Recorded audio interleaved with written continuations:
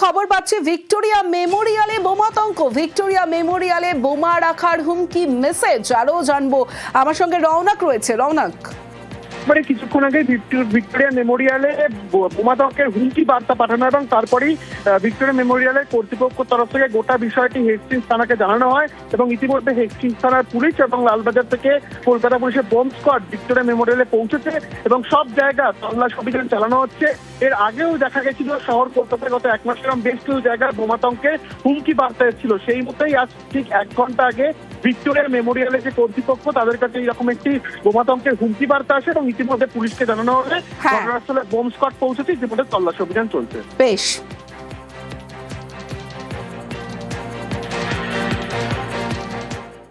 আরো এক বিজেপি নেতার মন্তব্য, সেই মন্তব্যে বিতর্ক। স্বরূপনগর, সেই স্বরূপনগরে অসীম সরকার বিধায়ক, তিনি উপস্থিত পরিবর্তন যাত্রায়।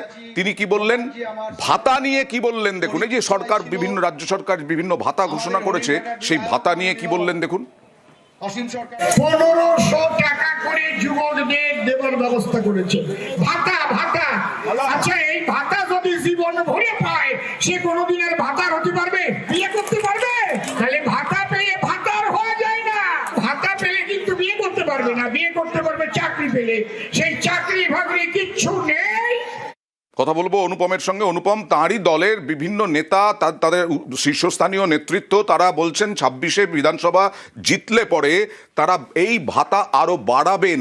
সেই জায়গায় এই বক্তব্য অসীম সরকারকে পাল্টা প্রশ্ন করা হয়েছিল। হ্যাঁ দেখো, এই যে অসীম সরকার এই যে পরিবর্তন সভায় যে উপস্থিত ছিল, তিনি কিন্তু এই যে বক্তব্য দেওয়ার পরেই কিন্তু তার যে দলের ভেতরে কিন্তু গুঞ্জন শুরু হয়ে যায় এবং তিনি কিন্তু তারপরে সেখান থেকে কিন্তু তিনি চলে যায়। আচ্ছা, তিনি বক্তব্য দিতে উঠে এই ভাতা প্রসঙ্গে যুবক যুবতীদের নিয়ে যে কুরুচিকর মন্তব্য করেছেন, তারপরে কিন্তু তার দলের যেসব স্থানীয় নেতৃত্ব যারা ছিল বা তার দলের অন্য যারা ছিল তারা কিন্তু ব্যাপারটা বুঝতে পারে এবং তাকে যখনই বলে সে তখনই কিন্তু সেখান থেকে চলে যায় এবং তার কারণে তাকে এই নিয়ে কোনো প্রশ্ন করা যায়নি। তবে এই নিয়ে কিন্তু সেইখানে যে যুবক যুবতীদের স্থান পর্যন্ত সেই মাইকের আওয়াজ দিয়ে পৌঁছিয়েছিল, তারা কিন্তু রীতিমতো কিন্তু ক্ষোভ প্রকাশ করেছে যে একটা যুবক যুবতীদের সম্বন্ধে এইরকম কুরুচিকর মন্তব্য একজন বিধায়ক হিসেবে কিভাবে তিনি করতে পারলেন। যেখানে কটাক্ষ করতে ছাড়বে না খুব স্বাভাবিকভাবে। দেখুন কি বলছেন।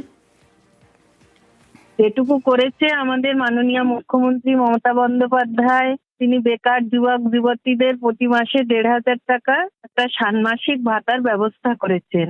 সেইখানে দাঁড়িয়ে উনি যদি এইরকম ধরনের ভাষা ইউজ করেন, উনি একজন বিধায়ক হয়ে যদি এই ধরনের ভাষা ইউজ করেন, তার জবাব দিয়ে দেবে বাংলার মানুষ, স্বরূপনগরের মানুষ সামনে বিধানসভা নির্বাচনে।